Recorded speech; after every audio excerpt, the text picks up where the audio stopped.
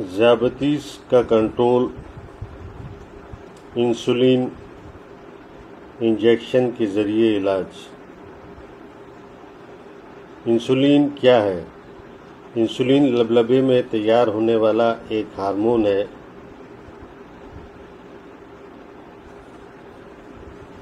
جو توانائی پیدا کرنے کے لیے خون سے گلوکوز کو خلیات میں لے کر جاتا ہے اور خون میں شکر کی مقدار کم کرتا ہے۔ ہر صحت مند آدمی جس کو ذیابیطس نہیں ہے جب خوراک کھاتا ہے تو لبلبے سے انسولین براہ راست خون میں شامل ہو کر جسم کو غذا شوگر کے ذریعے طاقت فراہم کرتی ہے۔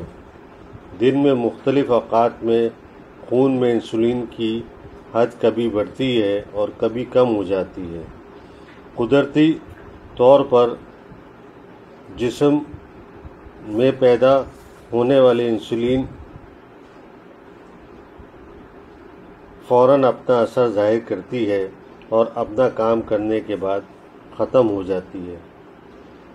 ذیابیطس میں جب لبلبہ یا پینکریاز ضرورت کے مطابق انسولین نہیں بناتا یا انسولین کی اثر پذیری کم ہو جاتی ہے تو انسولین کے ٹیکے لگانے کی ضرورت پیش آتی ہے۔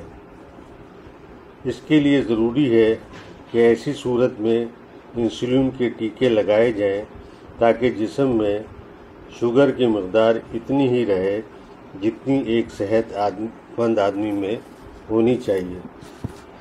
یاد رکھیے، ذیابیطس میں مبتلا افراد کی ایک بڑی تعداد کھانے کے فوراً بعد خون میں بڑھے ہوئے گلوکوز کا شکار ہوتی ہے۔ حال ہی میں ہونے والی ایک تحقیق نے ثابت کیا ہے کہ ذیابیطس قسم 2 میں مبتلا 84% افراد کھانے کے بعد بڑھے ہوئے گلوکوز کا شکار ہوتے ہیں۔ یہ بات قابل تشویش اور پریشان کن ہے کیونکہ بڑھے ہوئے گلوکوز کا براہ راست تعلق ذیابیطس کی پیچیدگیوں سے ہوتا ہے، خصوصاً اعضائے قلب۔ ان افراد میں جنہوں نے ذیابیطس کا مرض نہیں ہے، ان کی گلوکوز کو سہارنے کی صلاحیت بھی نارمل ہے۔ کھانے کے فوراً بعد بڑھی ہوئی گلوکوز خودکار نظام کے تحت کنٹرول میں آ جاتی ہے، یعنی 140 ملی گرام سے کم اور تقریباً 2 سے 3 گھنٹے میں نہار منہ گلوکوز کی سطح پر پہنچ جاتی ہے۔ اس سارے عمل کا تعلق انسولین کے اخراج سے ہوتا ہے۔ ذیابیطس ایک ایسی بیماری ہے جو وقت کے ساتھ ساتھ تغیر پذیر ہوتی رہتی ہے۔ اس کے باعث خون میں شکر کی مقدار کو بہتر طریقے پر کنٹرول کرنے کے لیے علاج میں وقت کے ساتھ مناسب تبدیلی بھی اہم درجہ رکھتی ہے۔ وقت گزرنے کے ساتھ ساتھ ادویات یعنی گولیوں کی اثر پذیری میں بھی کمی واقع ہو جاتی ہے۔ خالی پیٹ اور کھانے کے بعد خون میں موجود شکر کی مقدار کو کنٹرول کر کے پیچیدگیوں سے بچا جا سکتا ہے۔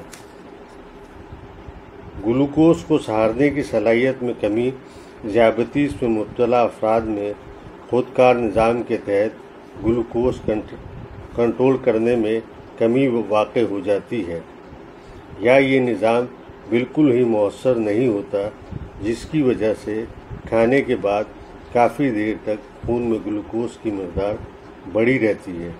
اس میں کئی عوامل کارفرما ہوتے ہیں، مثلاً انسولین کے اخراج یا اثر میں کمی وغیرہ۔ انسولین انجیکشن دراصل جسم میں انسولین کی پیداوار یا اس کی کارکردگی میں نقص سے پیدا ہونے والی بے قابو ذیابیطس کی کیفیت کنٹرول کرنے کے لیے استعمال کیے جاتے ہیں۔ انسولین جانوروں کے لبلبے یعنی پینکریاس سے حاصل کی ہوئی ہوتی ہے یا مصنوعی طریقے سے بنائی گئی ہوتی ہے۔ انسولین کن مریضوں کو استعمال کرنا چاہیے؟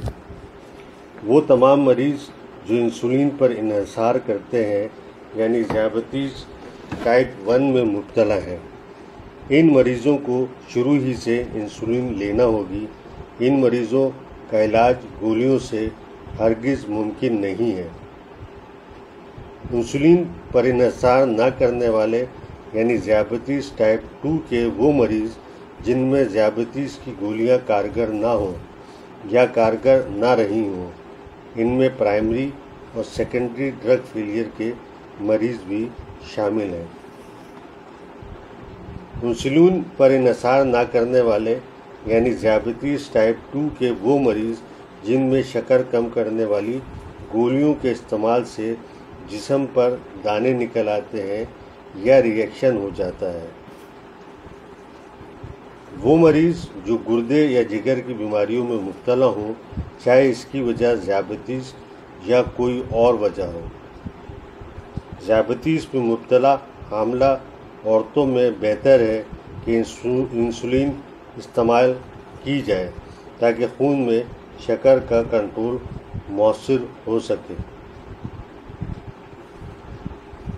انسولین ان مریضوں میں بھی استعمال کرائی جاتی ہے جن ڈائبٹیز کے مریضوں کو بڑے آپریشن کی ضرورت ہو۔